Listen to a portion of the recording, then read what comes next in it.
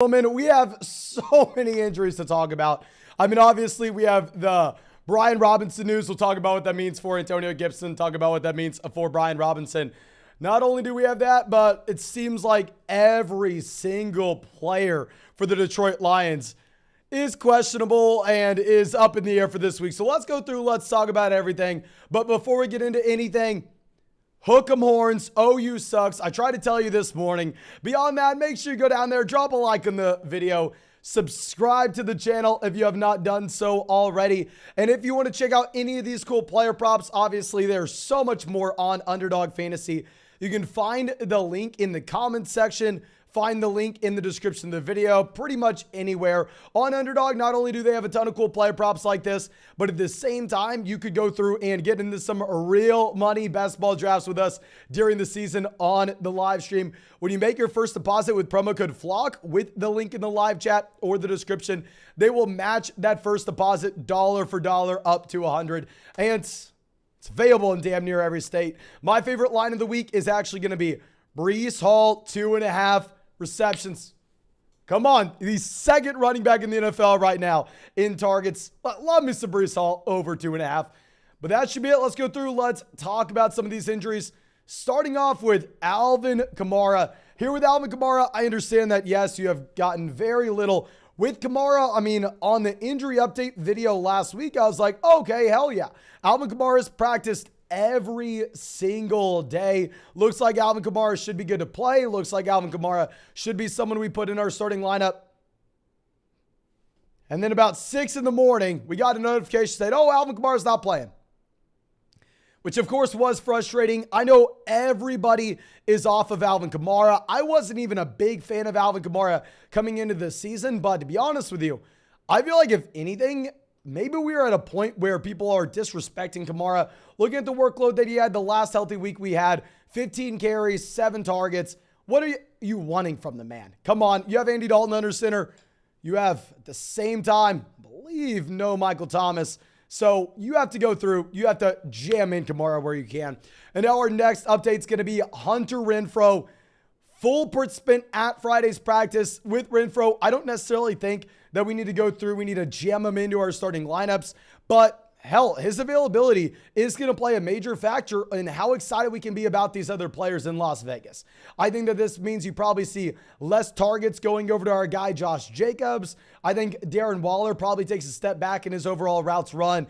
Darren Waller obviously already pretty damn bad. But Darren Waller practicing in full, like I said, I want to be very worried about Darren Waller. I want to tell you not to go through and play him. But at the same time, we are in a position where unless you have a phenomenal option at tight end, we'll talk about Hawkinson later on, unless you have Kelsey, Andrews, it's very hard to get away from Everett just because there's so many other disappointing players at the position.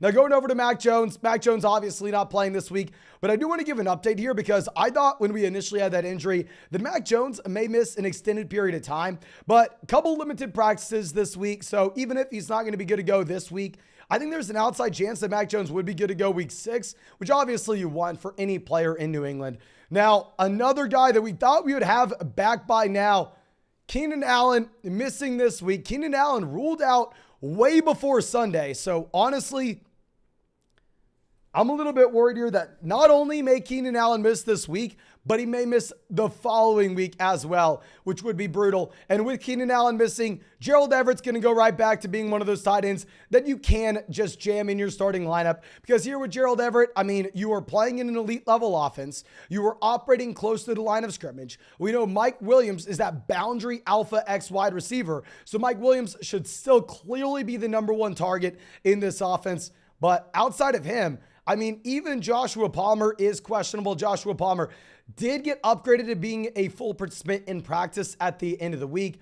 So I don't know. I think that Joshua Palmer is going to be playing, but you're seeing this report saying that he could be in a snap count. I don't know. It's going to be a gross spot. I don't know if we want to play Joshua Palmer. Maybe you should be more excited about Gerald Everett for that reason. And going over, looking at Boston Scott, we're never playing Boston Scott, but his availability is going to have an impact, in my opinion, on your expectations with Miles Sanders. I think Miles Sanders at this point is probably a must-start running back almost regardless based on how good this offense looks in Philadelphia. I don't know. You obviously would rather have no Boston Scott for Sanders based on what we had this past week. Now, going over to the Detroit Lions, we have a million guys to talk about. DJ Chark not playing. DeAndre Swift not playing as well. And I would rather the Detroit Lions be conservative with these guys, knowing that they have the week 6 bye. So you can sit DeAndre Swift this week. He can get 3 weeks to rest up with that shoulder, be good to go by week 7. Amon-Ra St. Brown actually may play. Amon-Ra St. Brown was at practice yesterday. This is going to be a game time type decision. What's nice is you do have Amon-Ra St. Brown playing on the East Coast, so it's not going to be that later kickoff where it's going to be very difficult to figure out your starting lineup. If Amon-Ra St. Brown is active, you put him in your lineup. You do not overthink it, especially with every other injury in this offense. I mean, even Josh Reynolds is questionable. Sounds like he is going to play. Sounds like if Amon-Ra St. Brown would not be good to go, I think you can play Reynolds, knowing that you'll have no Chark, no Jameson Williams, no Amon-Ra St. Brown, no DeAndre Swift. But even Reynolds may be out this game. TJ Hawkinson going to be good to go, as we talked about earlier on. TJ Hawkinson, someone that you just need to be going through and jamming into your lineup. Now going over, I know we have a lot of people worried about Breece Hall. With Breece Hall, please, I understand he has been dealing with the groin. I understand that, yes, Teddy Bridgewater focused in on Tyreek Hill and just peppered Tyreek Hill with targets over and over and over again last Thursday night. But if you're going over and looking at those props on Underdog Fantasy, let me pull this up with what we had with Breece Hall at this moment. I mean, I know a lot of people want to just label him as a guy that you have to bench. But hell, Jalen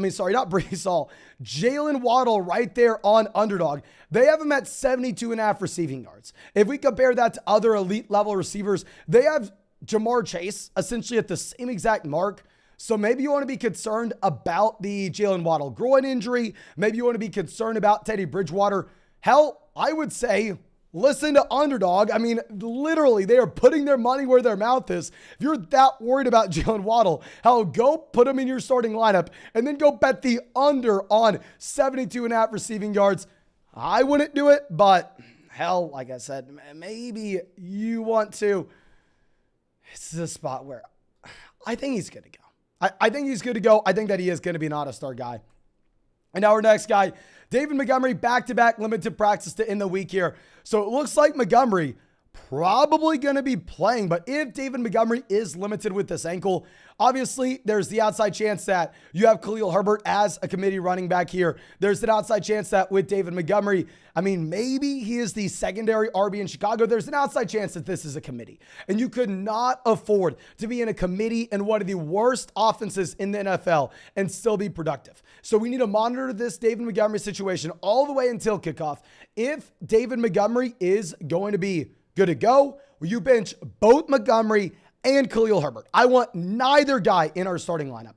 However, if David Montgomery were to be out, then Khalil Herbert is someone you can start. Now going back over to New Orleans, Michael Thomas not going to be playing.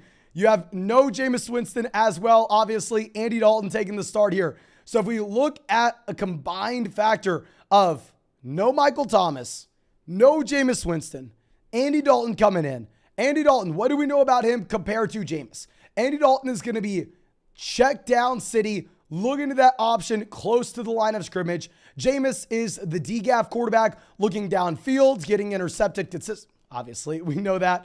But I think that this is shaping up with no Michael Thomas, with Andy Dalton as the starting quarterback here to be a great spot yet again for what we were discussing with Alvin Kamara, who is going to be playing. So make sure you start Kamara. Please, please, please start Kamara, assuming that he is good to go. And considering the fact that he has back-to-back practices in, I think he should be good. Now our next update going to be Rashad Bateman not playing against the Bengals. So here, y'all know, of course, Hook'em Horns. Look at the wall next to us. I'm a massive Devin Duvernay fan. I literally went to school with Devin Duvernay. I used to see him at the rec. I want to root for him. But up until this point, we've been saying with Devin Duvernay, even though he's my guy, he's in a low volume passing attack where he has to compete with both Rashad Bateman and Mark Andrews for targets. So you cannot start Devin Duvernay. Hell, maybe it's just that we beat OU 49-0. So I'm getting back with the hype train. I'm getting back on our Longhorn players. I think that Devin Duvernay may be playable here with no Rashad Bateman against the Cincinnati Bengals. Because who else do they have? Now going over, we already talked about Andy Dalton starting, but Kyle Pitts is going to be someone that's obviously missing. And I know that a lot of people are going to say, okay, well, let's go all in on Drake London. Drake London, must start guy this week. You have no Kyle Pitts. In reality, while that may make sense on paper, let's think through this. What is the issue with Drake London so far this season? The disappointing weeks you've had from Drake London. Is it that Kyle Pitts is coming out here? Kyle Pitts is dominating for 9 targets, 7 receptions at 100 receiving yards, and nothing's left over for Drake London. That's not the situation. The situation is, hell, Marcus Mariota's going out there and completing 7 passes. 7 freaking passes. So with Kyle Pitts being removed from this offense, if anything, I don't think this is a bump up for Drake London. I think maybe the volume gets bumped up with London, but going back to what we were previously discussing, the issue with Drake London is not the volume in terms of his market share in Atlanta. It's the overall volume of the Atlanta Falcons passing offense, and that it doesn't matter how large of a chunk of this pie you get if you're Drake London. If the pie is, in Austin, we have this little shop called Tiny Pies. They sell pies like about that big. It's essentially a cupcake. If that's what Marcus Mariota is providing, hell, I don't care if Drake London gets all of it. It's maybe not going to be enough. Now going over, Brian Robinson activated. Brian Robinson coming in this week. And y'all know I have spent the past month, literally, since week 1, saying a couple things.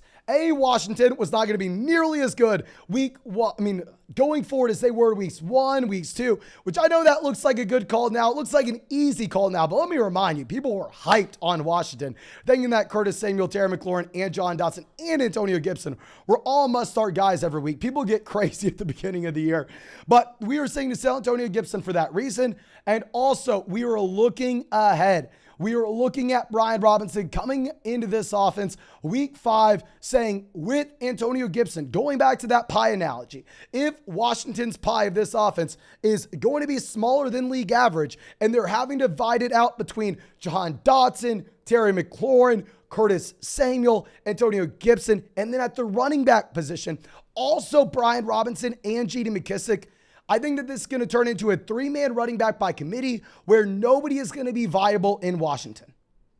Now, of course, maybe I'm wrong. Hopefully I'm wrong. It would be a great story for Brian Robinson to be able to overcome this, for him to be able to be the unquestioned starter here, where he is someone that you can go through and start every week. However, I think that Brian Robinson coming in, if anything, is just going to make it where you want nothing to do with Antonio Gibson. You want nothing to do with Brian Robinson. They kind of compete against each other, and there's not going to be much for either. Now going over, Jamison Crowder placed in the IR. Not too much of a surprise here. Everybody knew this was going to happen. But I want to pretty much say okay, well, Isaiah Mckinsey, who was kind of the part-time slot wide receiver week 1, but obviously has been expanding his role every single week since then. Isaiah Mckinsey looks like someone that you can just go through and you can just jam into your starting lineup here. But you have to monitor the concussion. I know a lot of people are upset with us not having Isaiah Mckinsey in our lineup, in our top 36 wide receiver rankings this week. The thing is, I don't know if McKinsey's going to be good to go. If Isaiah McKinsey does play against the Pittsburgh Steelers, considering the fact that you have no Jamison Crowder, considering the fact that Gabriel Davis hasn't really given you anything this year. Gabriel Davis, week 1 was great, but he only had 5 targets. It's not like he's commanding a lot of volume here. I think Isaiah McKinsey would be someone that you can go through and start, just knowing there'll be a player with an every down role in an offense that should put 40 points up on the board like every other week. So Isaiah McKinsey, a lot more exciting, but you have to make sure we're monitoring this concussion. Now, Treylon Burks going on the IR. This is why it's the first week we have Robert Woods ranked aggressively in our rankings. I think Robert Woods is now playable. Going back to these props that we had on Underdog, of course, find these in the live chat, find them in the description of the video. As we've already discussed, you can find the link. Let me go and see if we can find that mark for Robert Woods. I mean, off the top of my head, I think it's 53.5 yards, but let me just, no, I'm sorry, 52.5 yards. So maybe that got bet up a little bit this morning because I grabbed the screen recording a couple days ago. So yeah, with Robert Woods, I'm not saying you to go take that over, but obviously people are expecting that this is going to be a significantly better week than what you've had in the past. Great matchup for Robert Woods as well, considering the fact that he is going up against Washington.